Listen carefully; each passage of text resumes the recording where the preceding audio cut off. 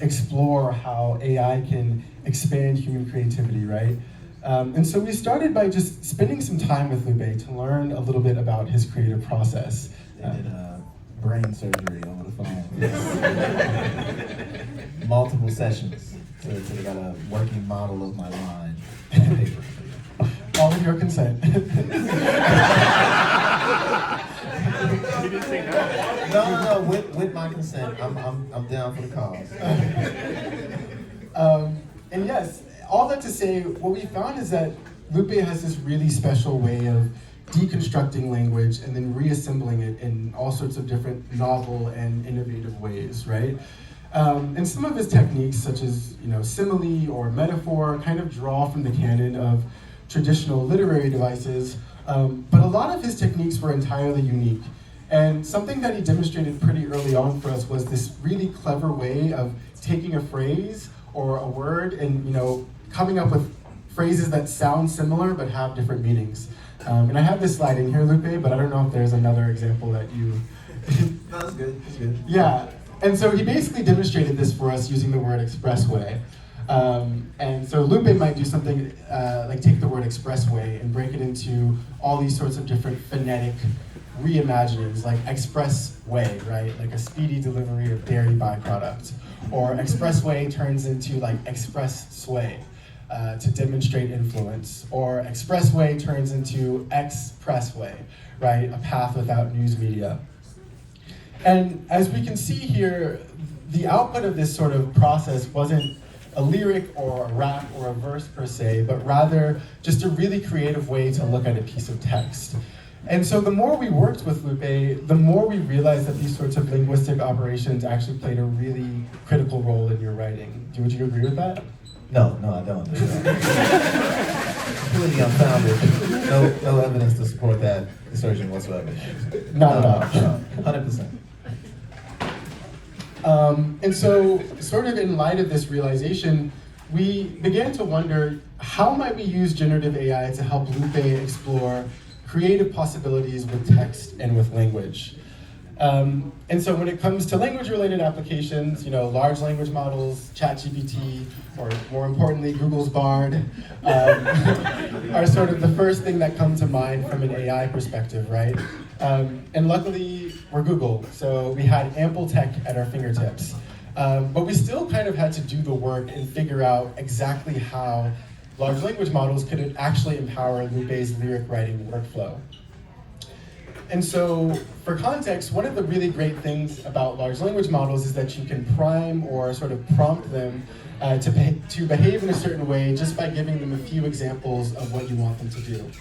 And so, as an initial experiment, I don't know if you remember this, Lupe, we had Lupe provide a few examples of this sort of same-sounding phrase task that I flashed a few slides back. And then we used those to sort of prompt Google's Palm 2 large language model. And the result of that process was a sort of AI-powered tool that could take in any word as input and sort of explode it into these different phonetic reimaginings. I won't say in the same way that Lupe does, because you can't compare with the master, but in a similar way, right? It tries. It tries. It tries. And match that reading. Yes. And so one of the things that we did after sort of creating that tool was we brought it back to Lupe and we tested it using the word recognize. And I don't know if you remember this moment where we put in recognize and it gave us back like recognize, as in to fix a broken clock. And I remember you sort of had a moment where you kind of lit up and you were like, oh, this is fire. Like, how did you say it though? Lupe. I have when something's good, like my process is very simple.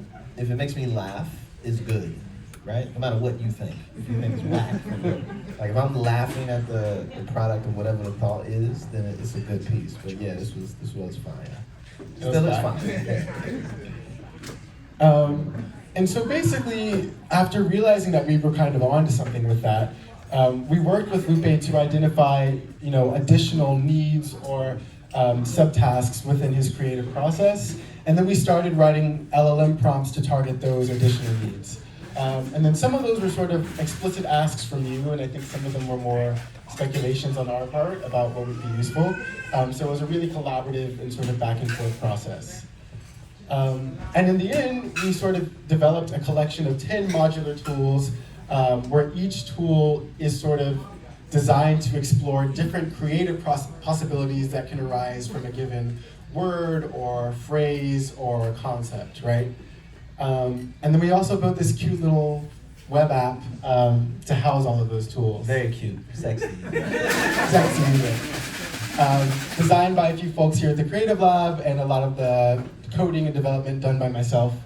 And the sort of idea behind the name text effects, right, is that each of these tools operates on text and language in a way that is sort of analogous to how a sound effect might transform sound. And so I'll just show you what I mean by that. Let me share this. Don't share your password. I'm not gonna share my password.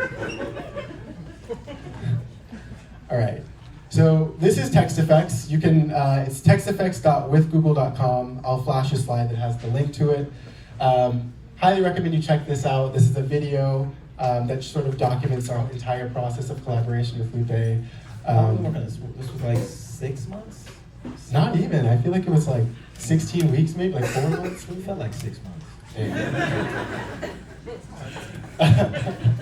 Hopefully it felt long because it was beautiful. It was beautiful. Yeah.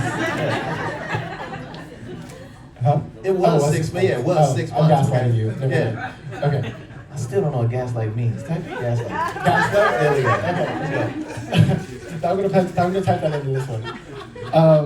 So what you're looking at here, across the top here, we have like these different sort of tools that each one kind of does a different thing with a word or a phrase that you give it, right?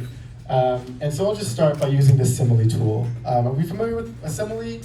Simile is sort of like a poetic way to compare two things, right? Or to sort of paint a picture of what something is. So what you can do with the simile tool is you can give it a word or a concept. I'm gonna put in wrapping. And it'll give you sort of vivid similes about that thing. So I put in wrapping, and then these outputs show up in this bottom area here. So let's see. Her rapping was like a verbal assault, each word a sharp barb that pierced the listener's defenses and left them bleeding. The rapper's flow was like a river, effortlessly flowing from one rhyme to the next, carrying the listener along its melodic current, right?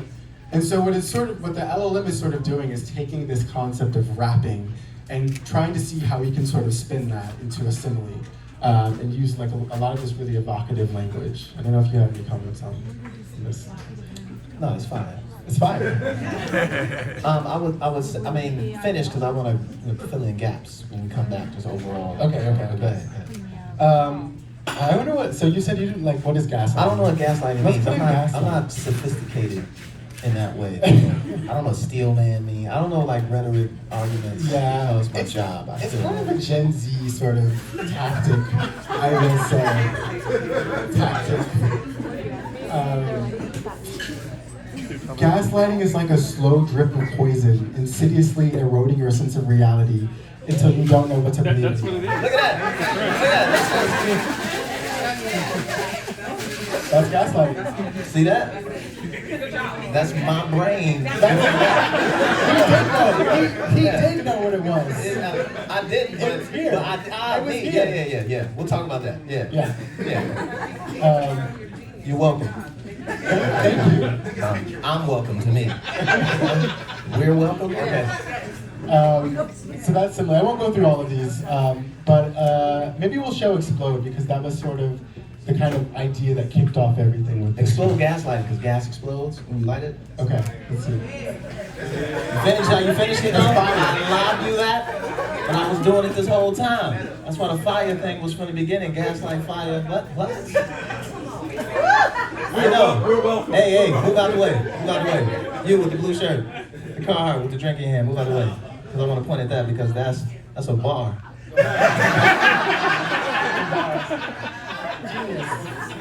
Come on, explode gaslighting. Okay, so we exploded. We got gas lighting, a sudden illumination. Not bad. That's not bad. It's cool. Let me just gaslighting again. Let's try this again and see if we get something different. Yeah, it's just giving us gaslight king. A monarch who uses gaslighting for elimination. Ooh, Gaslight king. Ooh. Gaslight king. I know. Look at your look. You see, it's happening to you, right? At first you was like, I don't really know about this, but now you're like, ooh. Then wait till I tell you the after thing. How this is the devil right here. But no, I'm joking. Okay? Kinda. Stop. We joking up here. Do no evil. Come on.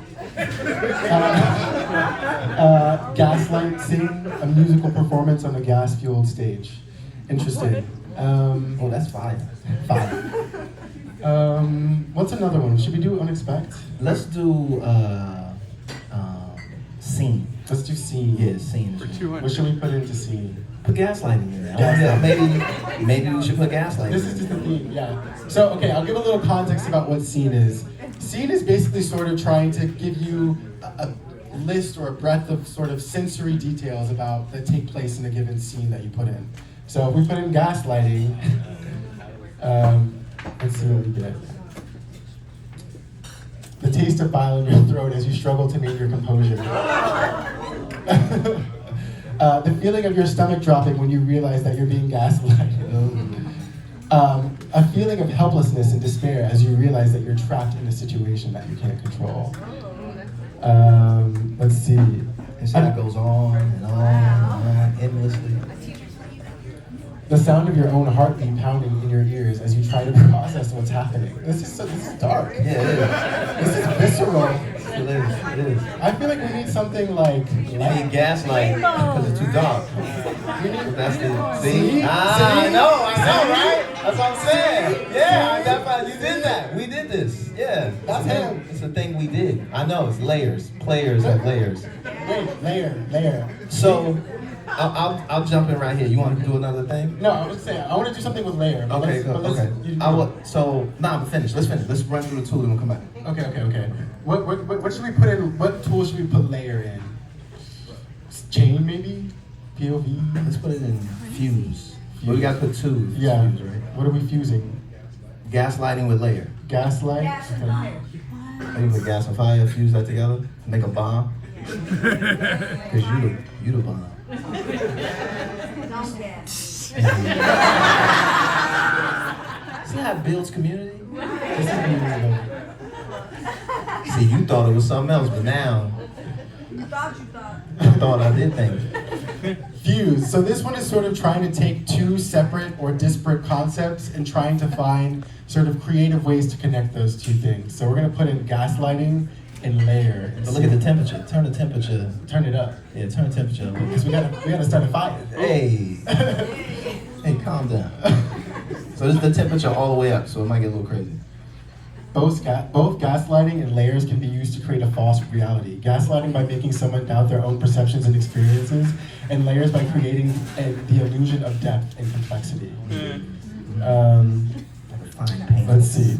Both gaslighting and layers can be used to manipulate others. Gaslighting by making someone doubt their own reality and perceptions, and layers by obscuring the truth or creating a false impression. Like a fine painting. A fine painting. Both gaslighting and layers can be used to create a sense of unease or confusion. Gaslighting by making someone question their own reality, and layers by creating a sense of depth and mystery. Like a fine painting. Both gaslighting and layering can be used to create an illusion. Yeah, okay. That's gaslighting and layering. That's fuse. That's fuse. Yeah, takes two concepts and mashes them together. Mashes them together. I won't go through all of them unless there's another one you speaking to. Let's do acronym. Which Let's- is oh, very yeah, powerful. that's fire, that's right? fire, So let's do that's fire. acronym. And let's do wave. Wave. Let's do wave. Let's do HiiWave. Do the whole thing. Yeah. But HIII. I don't know if it's gonna work. It's a lot with of that. eyes. Yeah, it's a lot of eyes going on in there. No, wait, go back. Oh, damn. Stop. That's too many eyes. No, there's 3 eyes. There's 3 eyes. There we go. Oh, we don't know about that one. Wait a minute.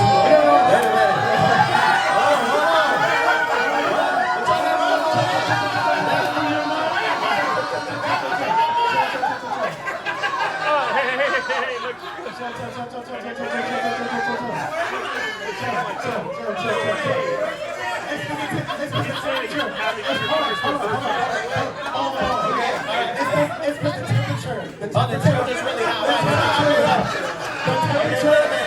The temperature is too high. Get them kids out of here.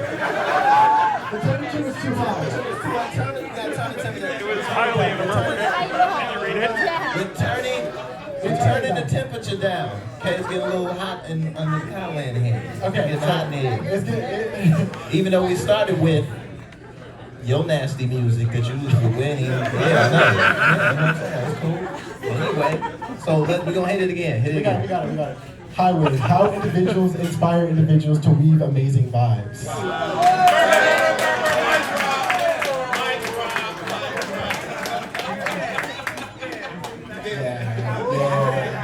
Yeah, you made it. Yeah, you're welcome. You're welcome, HiiWave. 95. That's tough. Anyway, Should we do it now? I'm kind of scared to do it. do it again. Yeah, do it again. Let's do it again. It'll be there. Oh, we can pin save it. it. Let's You can pin it. It'll pin. Let's It'll say pin it. yeah. You pin it. Puts it over there. That's our UX design right You know what I'm there. saying? That's the UX Use the design. experience right there. You know what I'm saying? HiiWave is how I imagined I would act virtually. Look how accurate it is. We just got a list of adjectives in this one. We got lazy on that one. Yeah. Yeah, that's acronym. So, Don?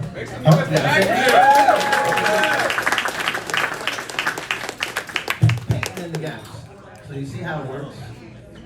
And this is live, so it's up right now. We launched about 2 months ago. So it's up and rocking, check it out. It's for rappers, writers, wordsmiths, anybody who uses language, right? But the one thing that you see that it didn't do was create a rap. Because one of the goals when I went in with the squad, as I lovingly call them gang, was not to replace, right? But to collaborate, right? To combine and empower, right?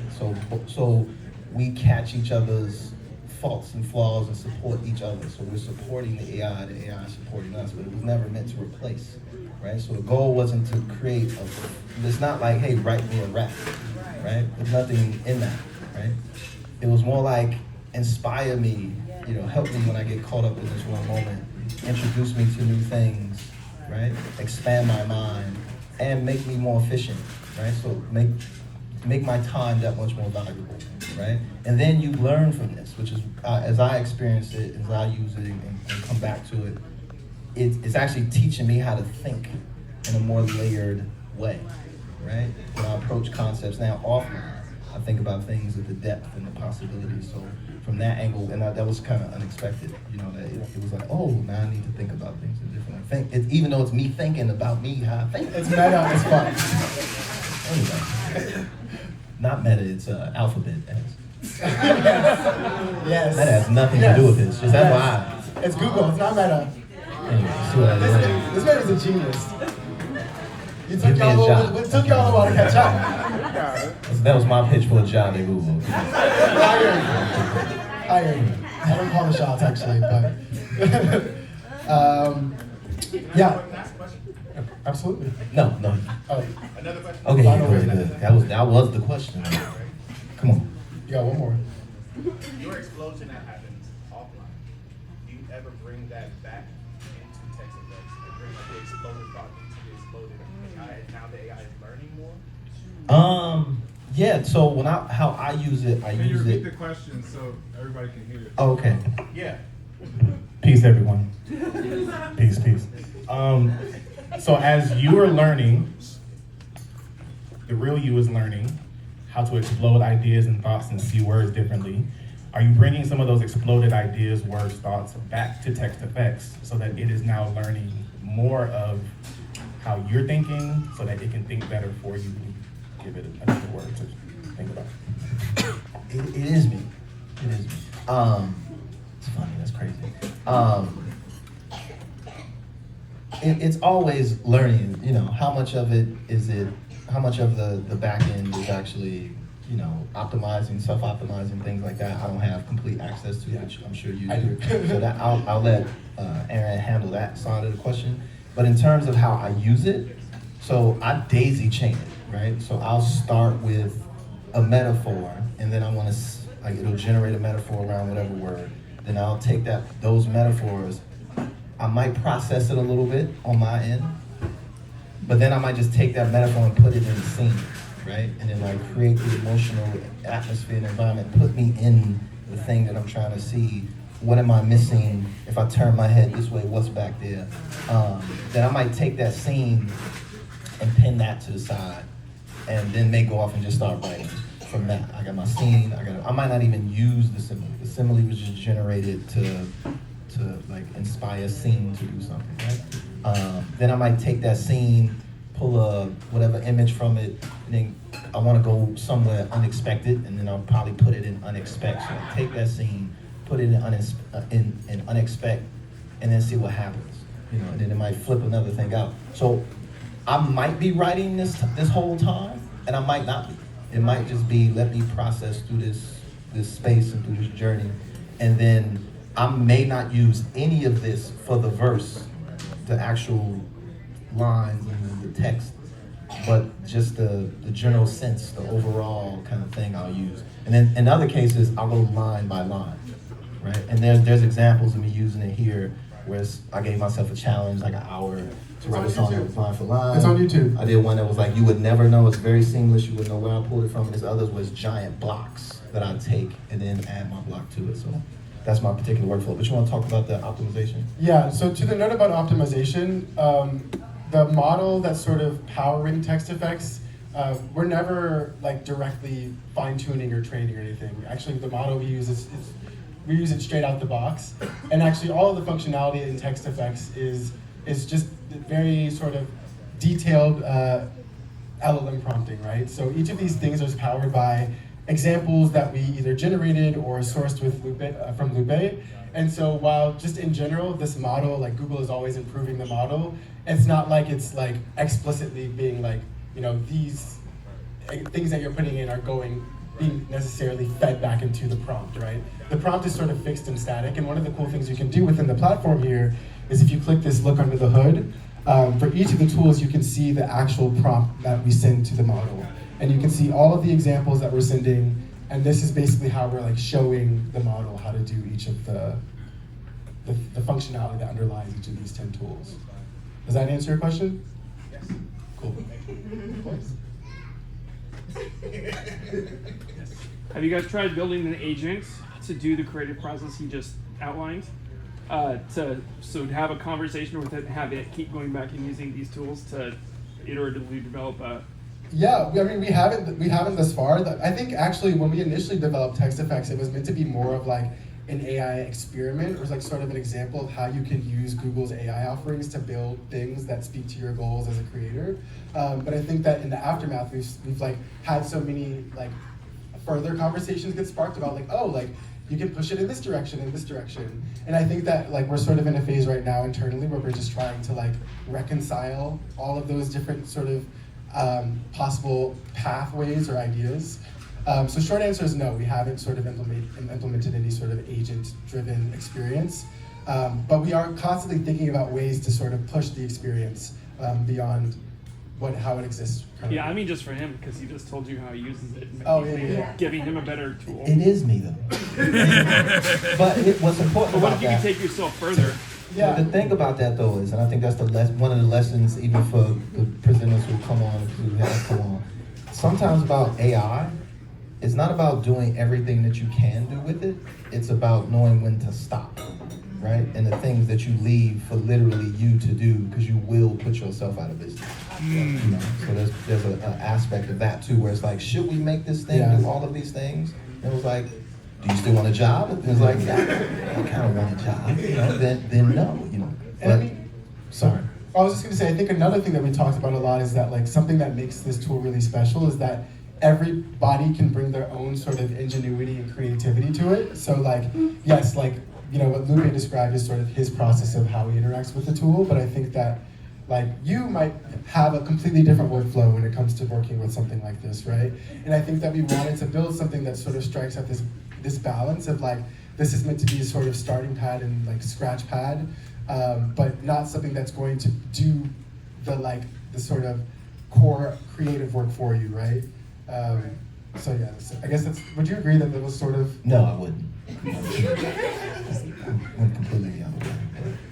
But we'll meet up in the middle of it. I was curious, how does working with this tool compare with working with other people? Like you're sitting around the bar, you're working the verse. How does it compare? Cheap.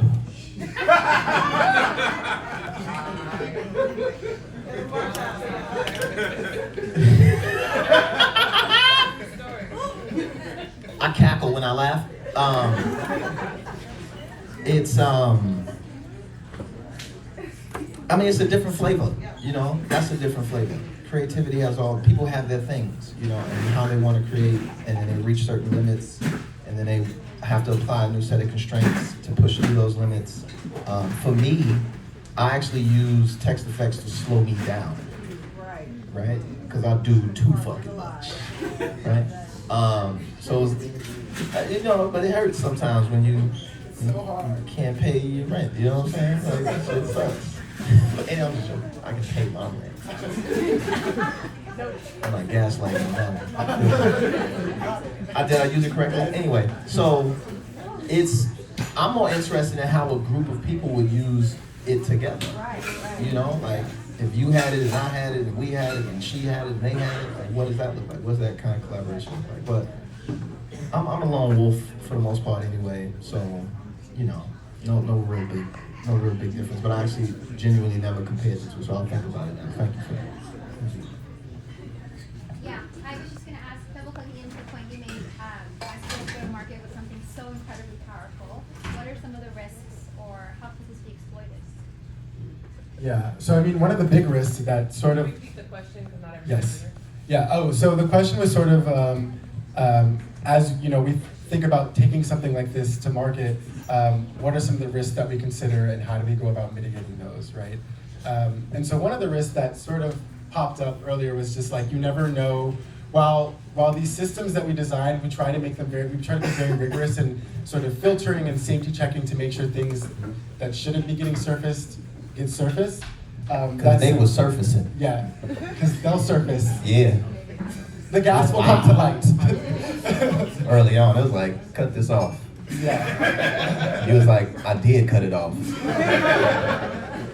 Yeah. So a huge risk is just like, especially when you're generative AI, as a overall, you sort of have to be very mindful about what kind of content are you possibly giving rise to, and when you give rise to some shit, how are you going to speak to that, right? So I think with text effects, it was a lot of times when you deal with large language models or generative language, you have to get past this hurdle of these models are hallucinating, and they do things that aren't, or they do things that aren't based in fact. With text effects, that wasn't really a huge issue because the whole essence of the platform is being creative or connecting dots in ways that you might not have thought of. But when you get outputs that are oh, this is maybe inappropriate or offensive.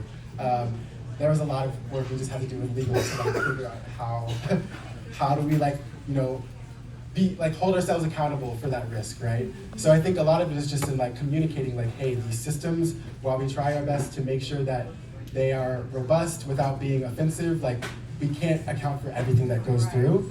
I think another part of releasing something like this into the world and into the wild is you kind of have to make a contract with your users of hey, this is made some of it is just you have to do things in good faith, right? It's we're making this tool to be as a platform and a springboard for creators and for creatives, and there might be people who use it for things that are not that, and so sort of just trying to figure out where you draw the line.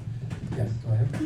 A lot of times with these language models, we find that it's not Black and brown people who are building Yes, the model. absolutely.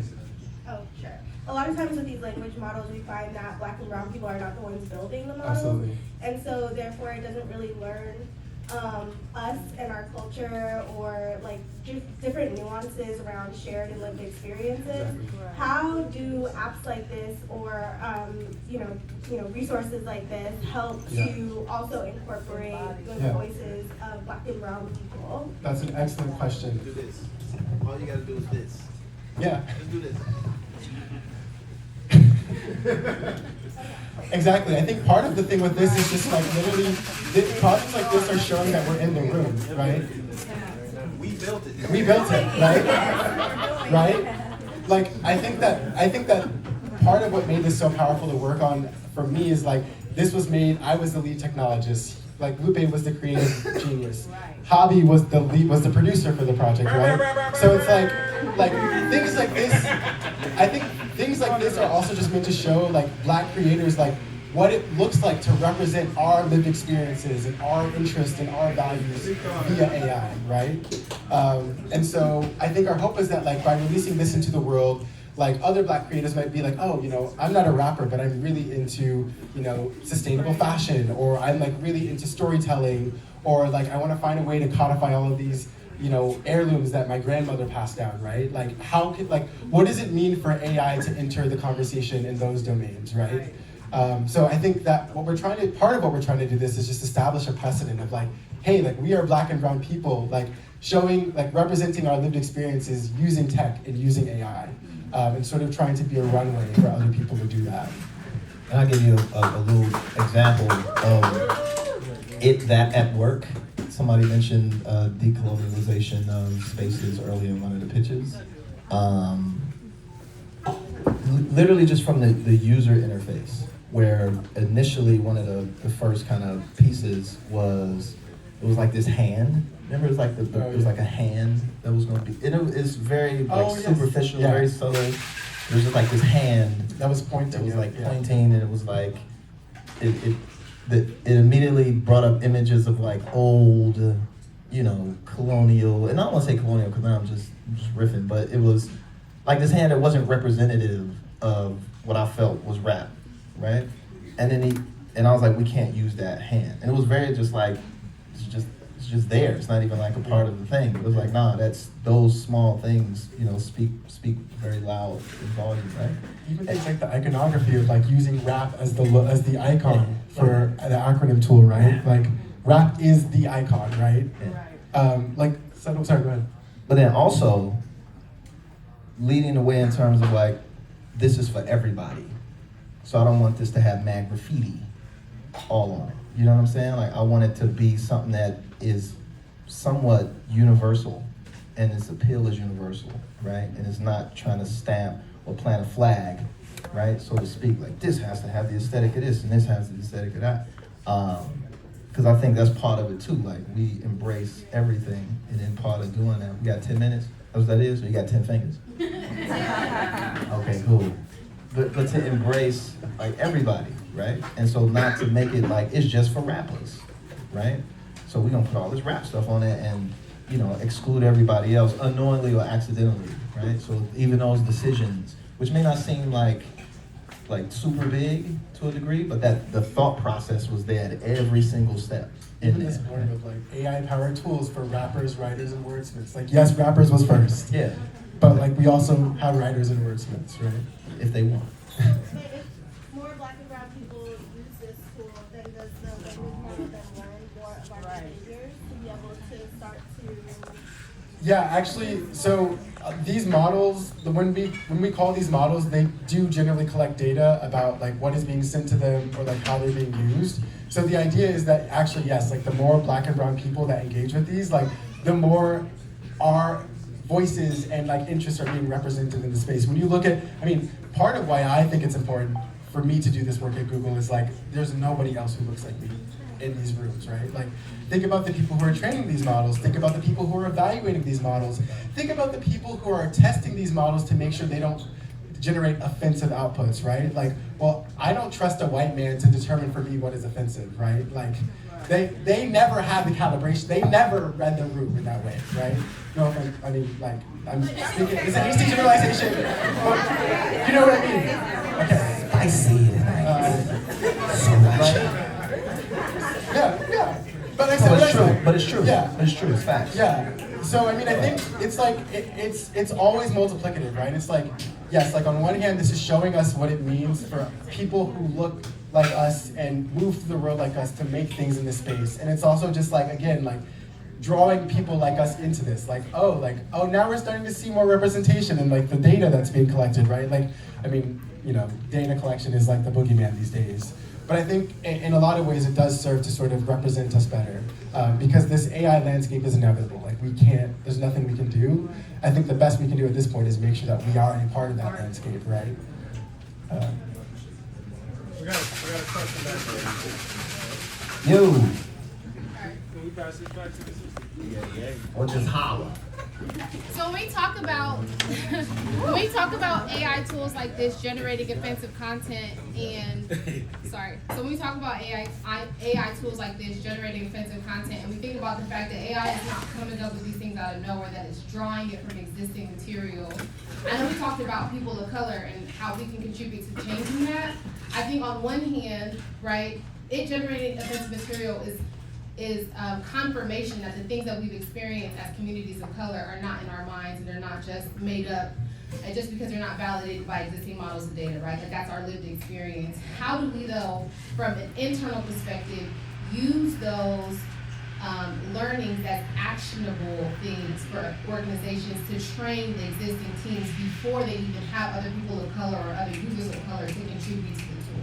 Part of it is just collecting receipts, right? Like, I go into meetings with like, hey y'all, like, this is the laundry list of things that I am seeing surfacing from this technology. Like, who are the right people to talk to? Who are the right people to start to have meetings with to mitigate these issues, right? I think another thing is just like getting more faces like ours in the rooms, right? Like I feel like we see less of these problems when we're the ones training the models, right? When we're the ones evaluating the models, right? And it's not easy. Obviously, there's a barrier to entry for all the reasons that are being codified in these models, right? But I think it's a complex issue with a complex solution that I don't know the entire answer to yet. But I think that I will say about tools like text effects, I think it makes it really easy to just like, again, see where we are at least and be like, hey, all these things are surfacing. Like, what do we do about this now? I'm just wondering about ultimately ownership and who owns this. Yeah, I own it. Yeah. Ideologically, we own it. Legally though. Legally, Google owns it. Google owns it. So how do you all benefit? Like, aside from being in the room, like, is there monetary benefits at the end of the day? So I don't want to limit it to money. It cheapens the experience for me. This is me, you know, like, and this is 20 years of grinding out, thinking, layering, processing, fighting the battles, standing up and saying no, rap sits. Rap is at the literature department at MIT. My office is right there next to Shakespeare. And it'll be in the physics department and the math department, and it's making as rap, right? So for me, and that's just for me though, I'm being biased to me, right? For me, it's not about me, right? One part was, I wasn't even gonna do it at one point. And I had to make a decision for creative reasons, for put you out of work reasons, for all that stuff. And then I was at school in my class, and it was just like, to your point, to be in the room. Do you wanna be in the room or not? Right? And I was like, yeah, I wanna be in that room. Because the conversations are, the thing is going to happen, whether or not you're in the room. So you might as well be. Let me be in that room. Yeah. So for me personally, you know, it wasn't about money, right? If it sells or not, it's free. You know, like you go use it. It's just what it is, right? But I'm gonna make a ton of songs off of it, right? I'm gonna make $2-3 million off of it for sure, right? And I hope that you do the same. And I hope it, you know, thickens, you know, your text and your content, and it challenges you to think outside the box and separate you from the pack, right? And the regular set of kind of vocabularies that are defined by radio and Spotify and playlists. Hopefully you can find ways to break through that, you know, experience new spaces and scenes and POVs and explode things and go venture off into the unexpected. And you capitalize on it in that fashion. So, but I hear you though as well, right? There is that IP aspect of it. But I'm in the music business. I don't get paid off daydream. That's what I got when he said Grammy not award winning. I won a Grammy for a song that I received 0 publishing from. Right? So what I needed that energy when I was in there with Lior. Right? At least Google was like, you could put your name on it.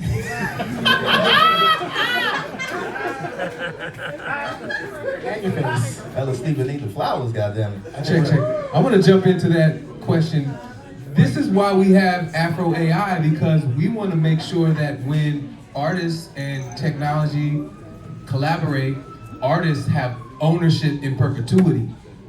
And that there's no reason that can't happen. There's no reason that they cannot have stock in the company, be owners of the company, be leaders of the company. All of the folks that are presenting that's the case for them. And so this is, I'm thankful that we're having this conversation, and maybe this conversation can lead to Lupe getting some additional compensation for this. Y'all like that idea? No.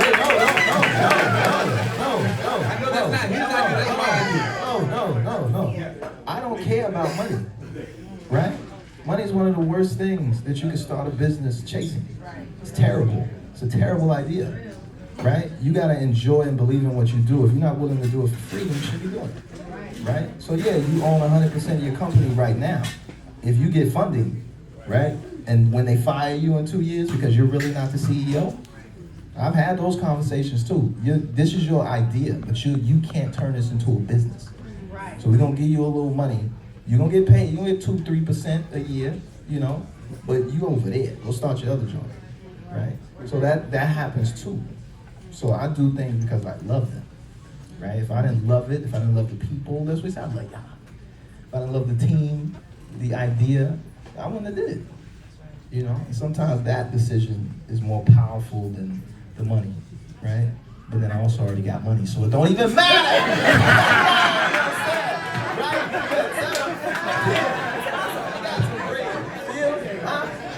That's up. Yeah.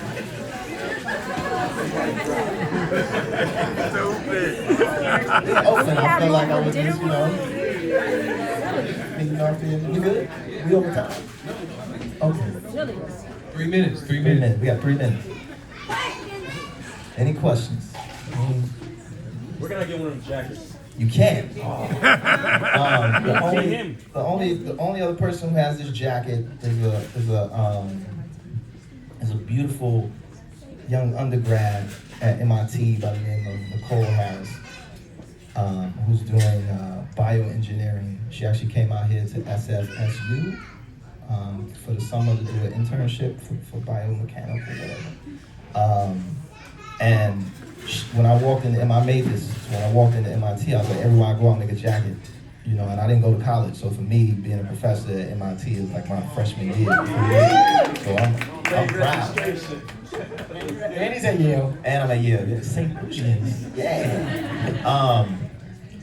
And she was like, yo, that jacket is fire. Let me get that. She was head of the BSU, Black Student Union. Amazing person. Super active, super political, super smart. And I was like, yo, you want one of these jackets? She was like, yeah. I was like, I need a 4.2. That's right. And they sat there and did the math and what the classes she needed to pass and everything she needed to do and how she needed to step up to get a 4.2, right?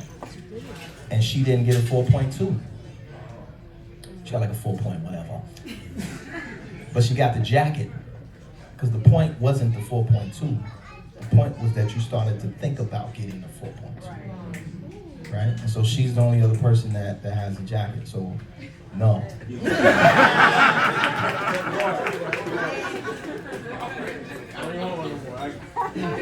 like, I don't want to do no 4.2. That's a lot of differential equations that I don't even want to begin to take. That's way too many algorithms to memorize to get the jacket. I'll just buy the jacket.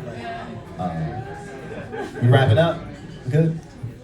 Flow it out? Okay. Yes, I'm sorry. So I wanted to ask about like the training wheels on the software.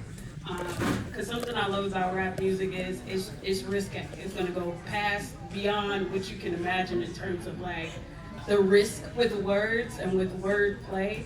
And with a lot of AI software, especially like a ChatGPT, you run into like some training wheels. Like, yeah, we can't add that math on that. That maybe is a little too on the risque side for us to feel safe with. And I know with Google that may come into play. So is this like am I working with like a kindergartner software? Can I get high school? Is this PG-13 or are we gonna get rated R? Like what is the training wheel? So I would say that it's going to be ideally, I mean, where it is right now is definitely somewhere between PG-13 and R, as you maybe saw earlier today. That it wasn't by design, but it's definitely, it's not so like, our objective is never to make things limiting, right? So it's like yes, it might be up to you to put the final sprinkles on the cupcake, to put your, again, like we talked about earlier, it's like, it's always gonna, the onus is always gonna be on you to put your creative genius, infuse your ingenuity into whatever comes out of this. But that said, I think that this is capable of getting you a non-trivial amount of the way there, and it's not gonna feel like you're playing with a kindergartner's tool. It's gonna feel like you're playing something that actually is capable of pushing a little bit. So. Any final thoughts? I would say that Aaron has kind of undersold his genius, Very kind. and that there's a this guy's like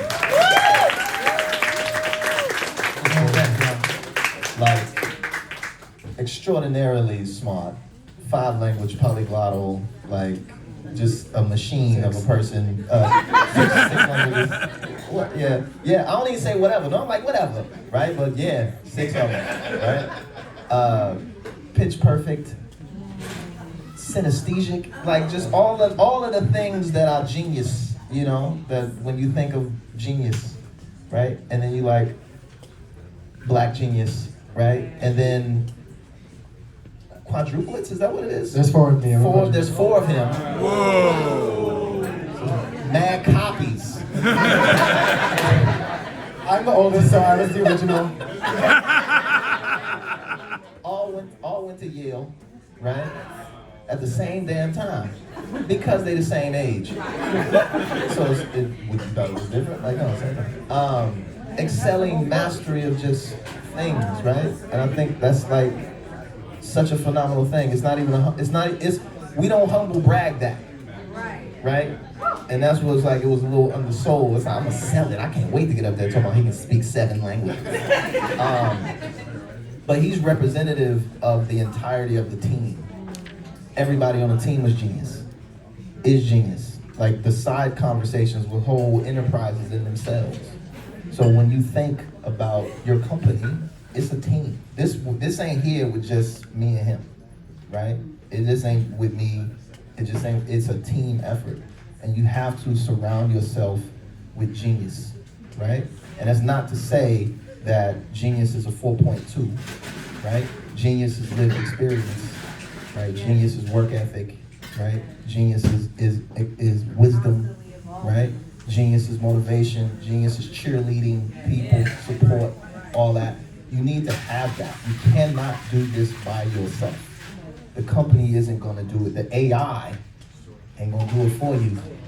It only does so much. Do it for you. Cannot. Hey, listen.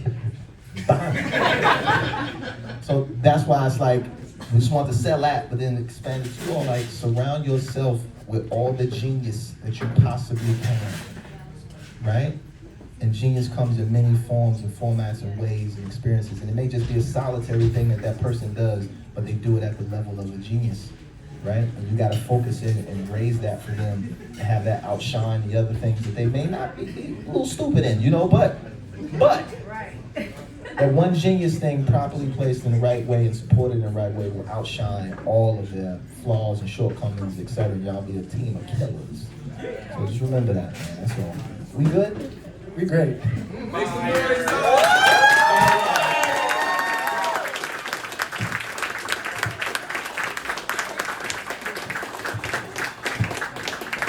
I'm not taking this big ass chair down. I'll put this little chair up here. I'm not taking this down. It's too big.